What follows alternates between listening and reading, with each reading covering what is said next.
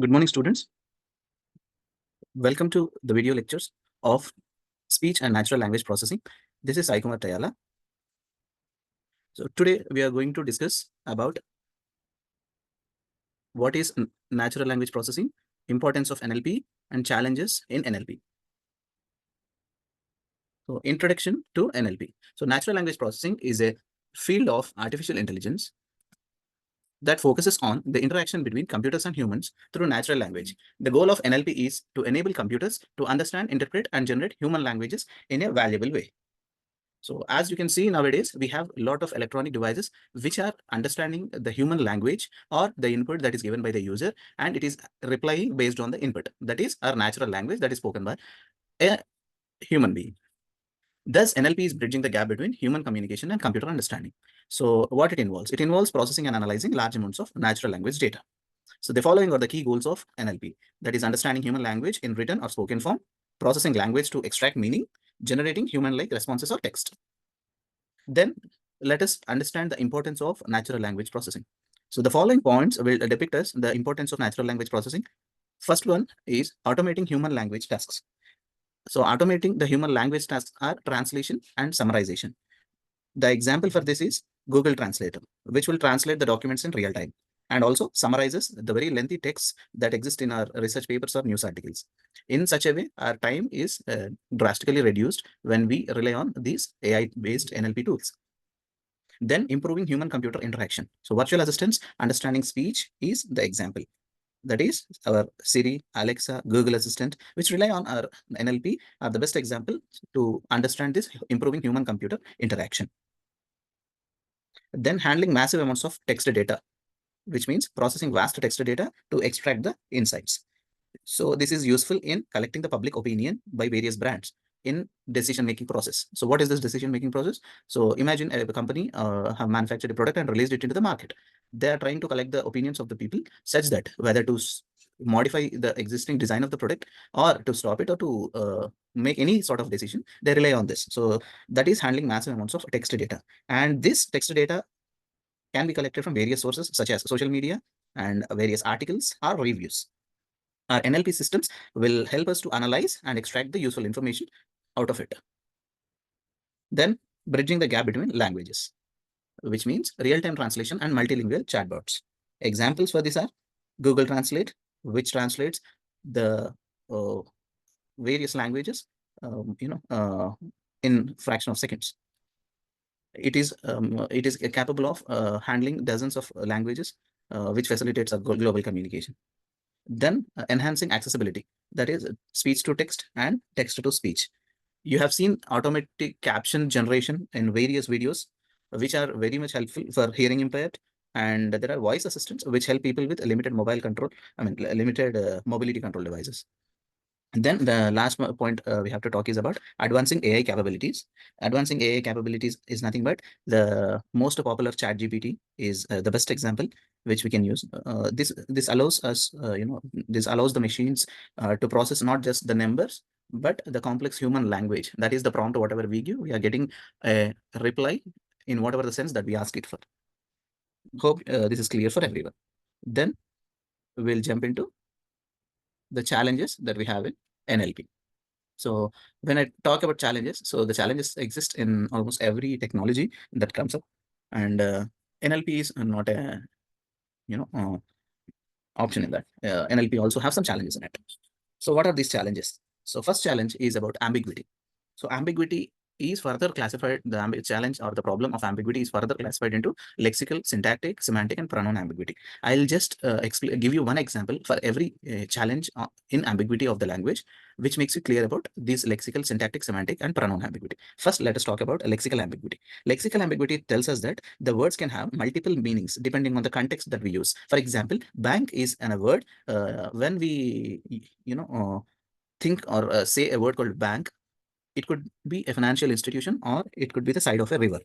The statement or the sentence can be, I left the bank. So here, I left the bank can have two meanings. So what, you have left the financial institution bank or you have left a river bank. So hope you understood this. So a word which have multiple meanings depending on the context falls under this lexical ambiguity. Then we talk about syntactic ambiguity. So Syntactic ambiguity is nothing but the sentences can be structured in multiple ways. For example, to illustrate is visiting relatives can be annoying is an example. So we can have multiple interpretations of this particular sentence. In what way? I'll just explain you. The statement is visiting relatives can be annoying. So I'll interpret in two ways. First one is it annoying to visit relatives? Is the first one. Second one is, are the visiting relatives annoying? Question mark. This is how a single statement is interpreted in two ways.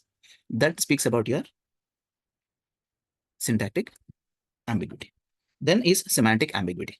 The meaning of the words or sentences can be unclear without additional context in your semantic ambiguity. This can also be understood by an example. The example sentence is, she saw the man with the telescope. She saw the man with the telescope. So then what context has to be added here to make this clear is the question mark that arises in you. So I'll tell you the unclear part of this. Who has the telescope? The man or the woman? That's what the question which arises. So this is semantic ambiguity. Hope you understood. The sentence is, she saw the man with the telescope. And the confusion would be, who has the telescope, the man or the woman? So this is semantic ambiguity. Then we talk about pronoun ambiguity. So what pronoun ambiguity is, resolving references to entities or objects using pronouns is complex. For example, John met Bill and he gave him the book is the sentence. I'll read it again. John met Bill and he gave him the book. So here you can have this resolving references to objects using pronouns is complex. So to justify that statement, I have given you this sentence. So who gave the book to whom is a question mark here. So John met Bill and he gave him the book. So he and him are the words which are confusing here. So who gave the book to whom is a question mark. This is pronoun ambiguity. Then another challenge of NLP is variability in the language. So we have synonyms and polysemy. So when we talk about polysemy, so one word having multiple meanings is polysemy. For example, B-O-O-K, book. So the book is having multiple meanings. A book as into read versus a book as into reserve. Hope you got polysemy. Then is synonymy. So in synonymy, different words can have the same meaning and choosing between them depends on the context. For example, start and begin have similar meanings but are used differently in certain contexts, right? That is your synonym.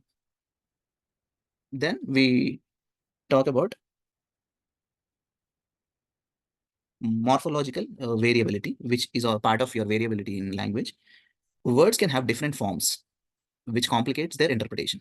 So when I say the words can have different forms, these forms are nothing but, there might be plurals, it might be tenses, etc.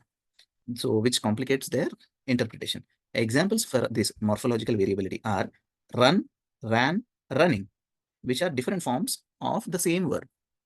Understood? Run, ran, running are different forms of the same verb. Then let us next jump into another challenge, that is contextual understanding, where the context matters a lot. So when we talk about this context, language often requires a deep understanding because the meaning can shift based upon the cultural, situational, or social context. So the context will determine which word sense to use. And even sometimes the tone, that is intended tone, or whether something is sarcastic or serious, everything will depend on the context. For example, let us say we have had some food at a place, and there are two ways of saying it. The food is great is one form. Yeah, the food is great, which sounds to be sarcastic. That is the difference. Hope you understood. The food is great versus, yeah, the food is great. This is sarcastic, the second one. So this is contextual understanding. Then we jump into another challenge in NLP, that is world knowledge and common sense. Since we are dealing with the machines and the machines are not humans, the machines are designed by the humans. Hence, we need to ensure the common sense as well as the world knowledge to the machines to give appropriate answers. Since the machines lack the real world knowledge, which humans take for granted, so many NLPs require an understanding of this common sense as well as world knowledge. So common sense in the sense, suppose it should recognize that you cannot drive a car through a wall, okay, without explicitly being told. Okay, then coming to a real world fact, see, New Delhi is the capital of India, which is a real world fact. These are all the things where sometimes machines lack with this kind of real world knowledge, where the humans are intended to train them on these. Sometimes it's a challenge for any NLP.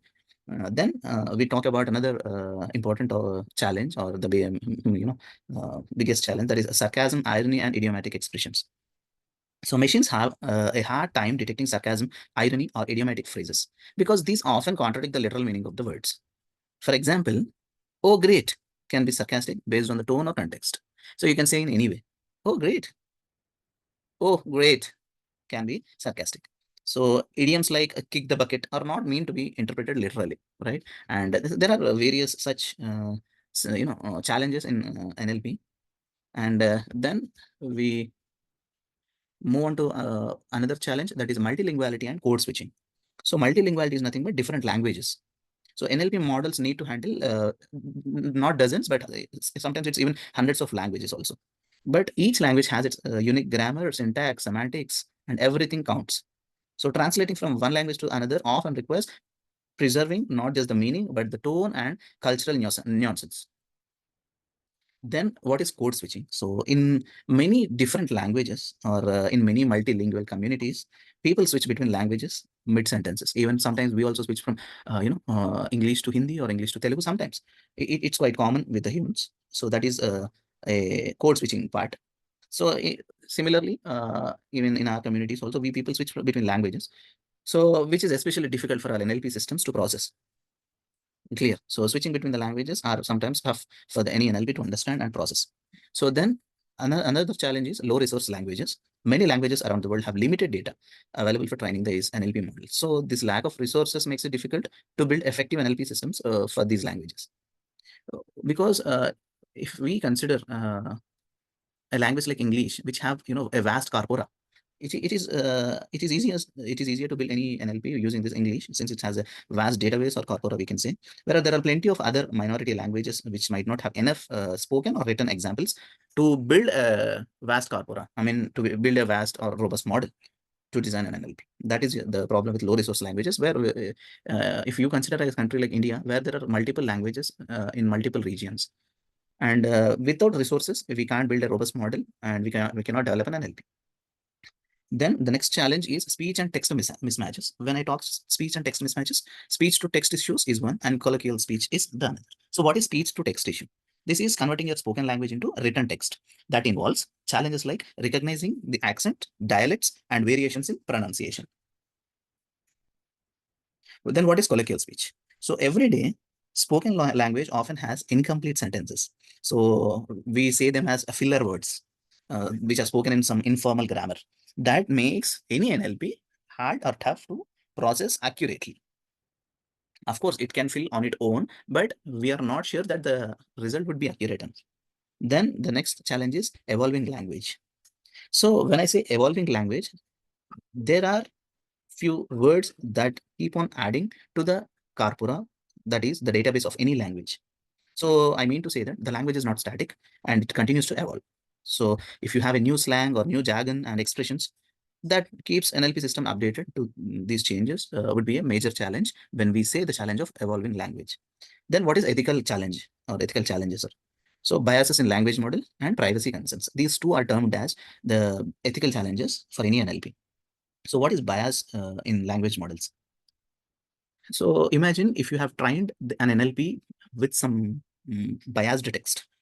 What happens is the language model will produce some biased predictions to the end user, which is a biggest challenge for any NLP. This is what biased is. So when we train something, or when we train our NLP with some text, we need to ensure that the text is not biased. So if it is biased, then it have some unfair outcomes of that. Then what are these privacy concerns? So NLP systems often process sensitive personal data, raising concerns about data security and privacy. For example, we do have a lot of devices in our day-to-day life where NLP is incorporated, right? Like your voice assistants, which stores your inputs and processes you the output, and it stores the user conversation sometimes, which falls under your privacy concerns. Hope you understood what is ethical challenges. And in the next class, we will try to talk about the history and development and the core tasks of our natural language processing. Thank you.